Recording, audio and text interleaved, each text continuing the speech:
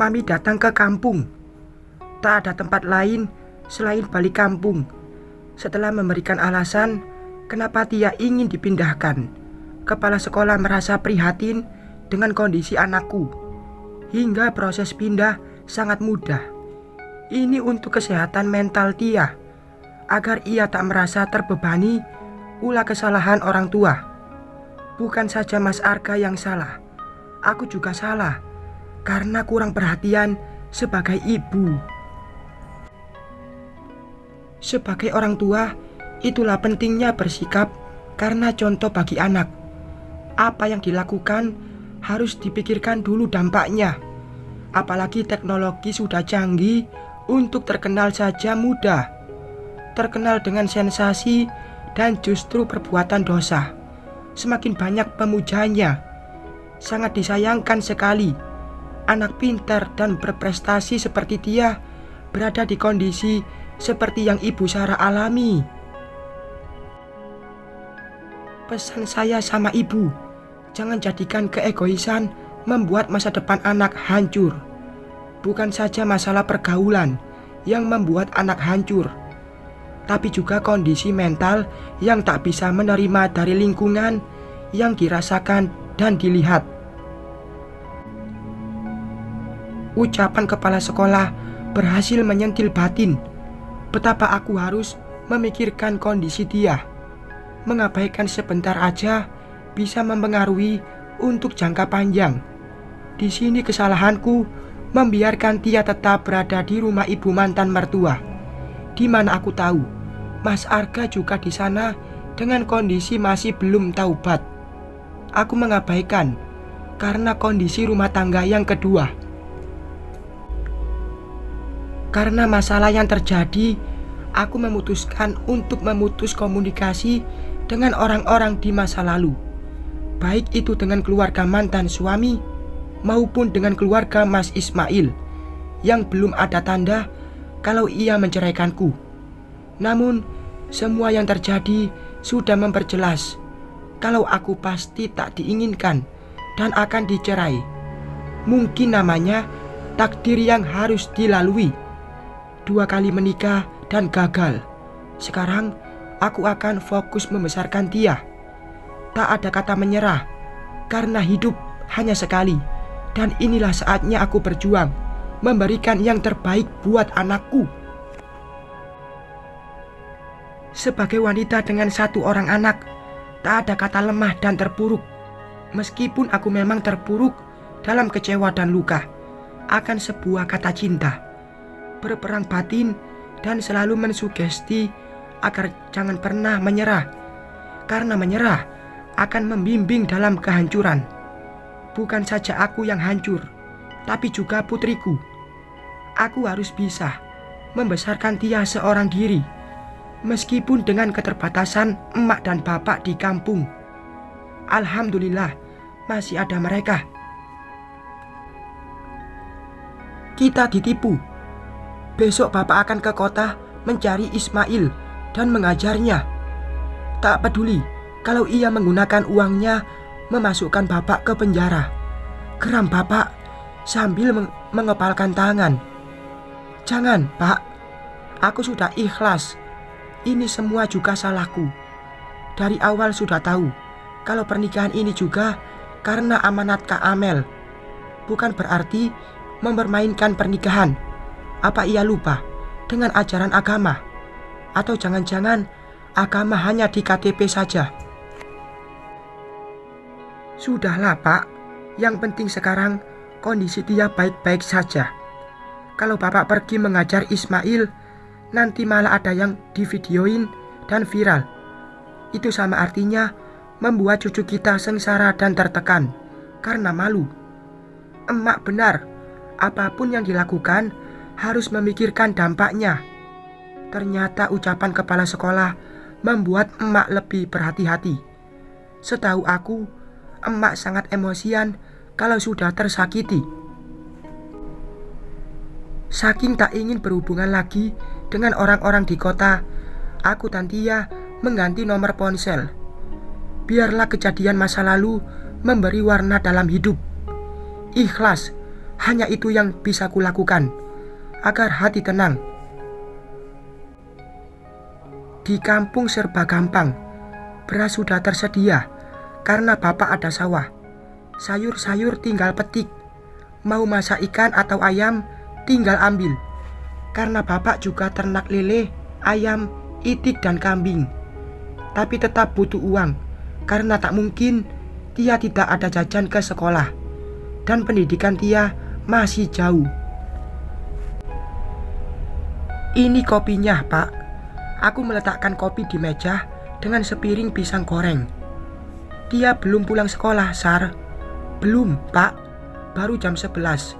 Jawabku sambil melirik jam tangan. Bangku kayu panjang di teras rumah selalu tempat favorit karena bisa santai sambil menikmati pemandangan luar. Rumah sederhana dan lahan luas. Ada bermacam pepohonan di halaman rumah yang melindungi dari terik panasnya matahari. Sarah, nanti kita masak gulai nangka dan goreng lele aja. Terus jambu biji di belakang rumah di blender bikin jus. Bukankah Tia suka itu? Emak mulai duduk di samping bapak. Iya, Mak, jawabku. Tak lama kami duduk, terlihat ada sebuah mobil memasuki halaman rumah.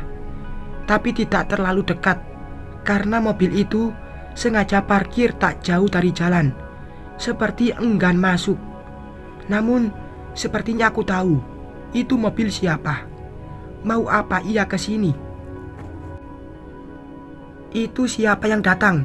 Tanya emak, menunjuk mobil itu. Iya ya, mobilnya bagus, seperti mobil Ismail, ujar bapak. Bukan, Pak, itu mobil maminya Ismail, jawabku tak beralih pandangan dari mobil itu. Hah? Mau apa ia ke sini? Emak langsung berdiri sambil menyisingkan lengan baju. Tak lama kemudian, pintu belakang mobil dibuka. Keluarlah Mami dan Ririn. Lalu mereka melangkah mendekat. Ternyata Mas Ismail tidak ikut datang. Dari mana mereka tahu rumah ini? Tenang, Mak. Kalau kekerasan malah masuk penjara, ucapku. Mereka orang-orang berduit. Apapun pasti bisa dilakukan. Biar mengalah asalkan aman. Mau apa kalian ke sini? Emak langsung menyambut mereka dengan nada kesal. Tenanglah, Bu. Kami ke sini bukan ingin mencari keributan. Jauh-jauh menempuh perjalanan tentu bukan perkara yang mudah, karena kami meninggalkan pekerjaan penting di kota. Mami dan Ririn berdiri tak jauh dari teras rumah. Bahkan kacamata hitam masih menempel di mata Ririn. Senyum sinis terpancar dari bibir mereka. Mau apa kalian ke sini? Bukankah Sarah sudah meninggalkan rumahmu? Bapak juga ikut berucap sambil mulai bangkit berdiri, menatap mereka. Apa kamu gak punya suara hingga masih duduk, Sarah? Mami menyapaku dengan nada sumbing. Itulah etika orang kampung, Mi, kata Ririn. Semua harta anakmu sudah kuserahkan, termasuk cincin nikah. Jika kedatanganmu ke sini ingin minta persetujuan atas perceraian, 10 tanda tangan akan kuberikan. Jawabku mulai bangkit berdiri. Sok kali dia, Mi, ucapan Ririn seperti api, agar semakin panas. Tanpa tanda tanganmu, perceraian akan tetap terjadi. Tapi kamu salah. Aku kesini ingin berbaik hati. Anggap saja aku menyumbang karena ini kegiatan rutin yang kulakukan. Mami merogoh sesuatu dari tasnya. Lalu ia melangkah mendekat, tepatnya tak jauh di depanku. Ini, ia menyodorkan sebuah kertas kecil. Bukan kertas biasa. Itu adalah cek. Aku menerimanya lalu melihat ke kertas itu. 500 juta. Nominal tertera di sana. Sangat menggiurkan. Apa ini? Tanyaku. Itu cek tunai 500 juta. Tidak mungkin kamu tak tahu cek karena pernah kerja. Aku rasa rumahmu ini bisa diperbaiki dan juga beli mobil. Itu karena aku sudah mengusirmu, dan ini permintaan agar jangan pernah menampakkan diri lagi depan Ismail. Bapak mengambil cek di tanganku. Seandainya Amel tidak beramanat, mungkin pernikahanmu dengan Ismail tak akan pernah terjadi. Dan mungkin lagi Ririn sudah mengandung cucuku. Seharusnya kamu sadar kalau kamu bukan level keluarga kami. Sudah untung aku berbaik hati mengantarkan cek itu dengan menempuh berjam-jam perjalanan ke kampung ini. Akan tetapi Bapak merobek cek itu lalu melemparnya tepat ke wajah Mami. Hah, matanya melotot seiring robekan cek itu berjatuhan dari wajahnya. Sialan, ia menghina kita, Mi, cetus Ririn. Pergi dari sini sebelum aku khilaf, geram Bapak. Kami memang tak punya uang banyak seperti kalian, tapi kami punya harga diri. Aku emaknya Sarah mengutuk kamu tak akan pernah punya cucu dari pernikahan Ismail selanjutnya. Biar kamu kesepian hingga jasadmu dikubur. Sampai mati pun kalian tak akan pernah kami maafkan karena mempermainkan putriku. Ucapan emak sangat lantang. Emang kalian siapa? Tuhan. Kutukan itu tak akan berlaku. Yang berlaku adalah status dan uang. Pergi dari sini, geram Bapak lagi mengusir mereka. Ayo Mi, jangan lama-lama di rumah keluarga orang gila. Ririn menarik tangan Mami. Orang kampung dan sikap pun tetap kampungan. Barulah Mami dan Ririn pergi. Aku menghela napas panjang, berusaha tidak menangis. Ya Tuhan, kenapa hati ini sangat lemah? Kenapa aku mendadak cengeng? Bukan. Sarah bukan seperti ini. Mungkin sekarang lagi sensitif saja. Kalau bukan mengingat mereka wanita, sudah kuhajar tanpa ampun. Bapak duduk lalu menyeruput kopi. Jangan nangis. Emak dan Bapak gak pernah ajarkan jadi wanita cengeng, bentak emak. Aku menyeka air mata.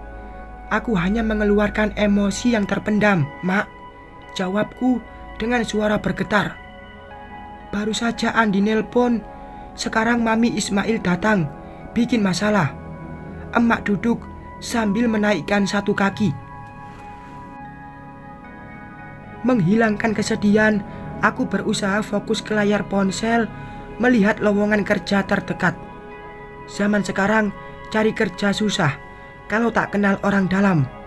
Tapi aku yakin tak ada yang mustahil selagi berusaha dan berdoa. Mak, ada lowongan kerja di panti asuhan, ucapku senang. Setelah membaca lowongan kerja di sebuah situs internet. Kerja apaan, Sarah? Jangan katakan jadi satpam lagi. Ingat, Tia nggak suka, sanggah emak. Bukan, Mak. Ini di panti asuhan. Kerjanya tukang masak di sana dan menjaga anak-anak panti asuhan. Gajinya nggak sebesar gajiku dulu. Yang penting makan diberi dan aku juga diberi kamar di sana. Hingga tak perlu biaya transportasi. Berapa gajinya? Tanya Bapak. 800.000, Pak. Tapi syaratnya harus tinggal di sana. Aku bisa bawa Tia tinggal di sana dan sekolah dekat sana juga. Gajiku bisa sepenuhnya buat biaya sekolah Tia. Kenapa nggak di sini aja, Sarah? Mak, aku butuh uang buat nabung agar Tia bisa melanjutkan sekolah setinggi-tingginya. Ia anak yang suka belajar. Dari 800.000, aku bisa tabung setengahnya. Kalau di sini nggak ada pemasukan, Mak. Akhirnya Papa dan Emak mendukungku melamar pekerjaan itu. Semoga saja diterima. Jarak panti asuhan itu dari kampung sekitar 1,5 jam perjalanan. Bismillah, semoga aku diterima di sana. bersambung.